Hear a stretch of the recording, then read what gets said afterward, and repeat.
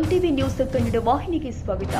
ಬೆಳಗಾವಿಯಲ್ಲಿ ಪಂಚಮಸಾಲಿಗಳ ಮೇಲೆ ಲಾಠಿ ಚಾರ್ಜ್ ಮಾಡಿದ ಹಿನ್ನೆಲೆ ಪಂಚಮಸಾಲಿ ಸಮಾಜಕ್ಕೆ 2A ಮೀಸಲಾತಿಗಾಗಿ ಕೊಪ್ಪಳ ಜಿಲ್ಲೆಯಾದ್ಯಂತ ಎಲ್ಲ ತಾಲೂಕಿನಲ್ಲಿ ಡಿಸೆಂಬರ್ 12ರಂದು ಹೆದ್ದಾರಿ ತೆರೆದು ಪ್ರತಿಭಟಿಸಲು ವೀರಶೈವ ಲಿಂಗಾಯತ ಪಂಚಮಸಾಲಿ ಸಮಾಜದ ರಾಜ್ಯಾಧ್ಯಕ್ಷ ಸೋಮನಗೌಡ ಪಾಟೀಲ್ ಇವರು ಕರೆ ಕೊಟ್ಟಿದ್ದಾರೆ.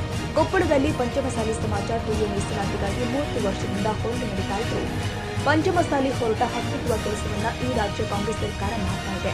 ಬೆಳಗಾವಿಯಲ್ಲಿ ಪ್ರತಿಭಟಿಸುವ ಪಂಚಮಸಾಲಿ ಹೋರಾಟಗಾರ ಮೇಲೆ ಲಾಠಿ ಚಾರ್ಜ್ ಮಾಡಿದ್ದು ಖಂಡನೀಯ.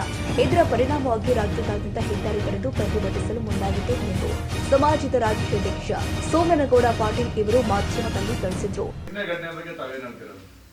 ನಿನ್ನೆಯ ಶಾಂತಿಯುತ ಪಂಚಮಸಾಲಿ 2A ಹೋರಾಟವನ್ನು ಹತ್ತಿಕ್ಕಲಿಕ್ಕೆ ಕರ್ನಾಟಕ ಸರ್ಕಾರ ಮತ್ತು ಕಾಂಗ್ರೆಸ್ ಸರ್ಕಾರ, ಸಿದ್ದರಾಮಯ್ಯನವರ ಸರ್ಕಾರ ಪೊಲೀಸರ ಮೂಲಕ ಲಾಠಿ ಚಾರ್ಜ್ ಮಾಡಿಸಿದ್ದು ರಾಜ್ಯ ಅಧ್ಯಕ್ಷನಾಗಿ ಖಂಡಿಸುತ್ತೇನೆ.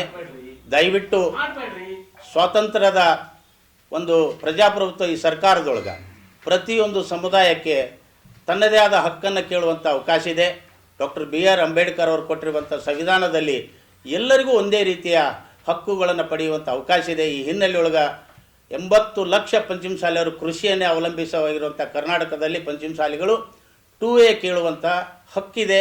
ಈ ಹಕ್ಕನ್ನು ಮೊಟಕುಗೊಳಿಸುವಂಥ ದುಶ್ಶಕ್ತಿಗಳು ಏನು ಕರ್ನಾಟಕದಲ್ಲಿ ನಡೀತಾ ಇದ್ದಾವೆ, ಅದಕ್ಕೆ ಪಂಚಮಸಾಲಿ ಸಂಘದ ರಾಜ್ಯಾಧ್ಯಕ್ಷನಾಗಿ ಖಂಡಿಸ್ತೇನೆ. ಇಂಥ ಘಟನೆಗಳು ಮುಂದೆ ನಡೆಯದಂತೆ ಮಾನ್ಯ ಮುಖ್ಯಮಂತ್ರಿಗಳು ನಡ್ಕೊಳ್ಬೇಕು ಅಂತಂದು ಅವರಲ್ಲಿ ವಿನಂತಿನೂ ಕೂಡ ಮಾಡಿಕೊಳ್ತೇನೆ.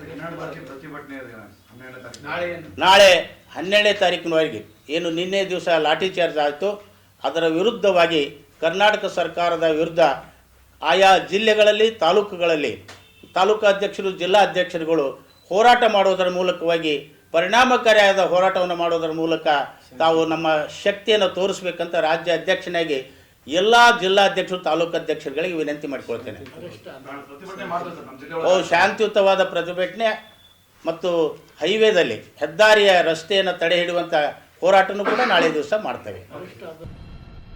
ತಾಜಾ ಸುದ್ದಿಗಾಗಿ MTV ನ್ಯೂಸ್ 24x7ಗೆ ಸಬ್ಸ್ಕ್ರೈಬ್ ಮಾಡಿ ಮತ್ತು ಬೆಲ್ ಐಕಾನ್ ಅನ್ನು ಒತ್ತಿ. ತಪ್ಪದೇ ಲಿಂಕ್ ಶೇರ್ ಮಾಡಿ.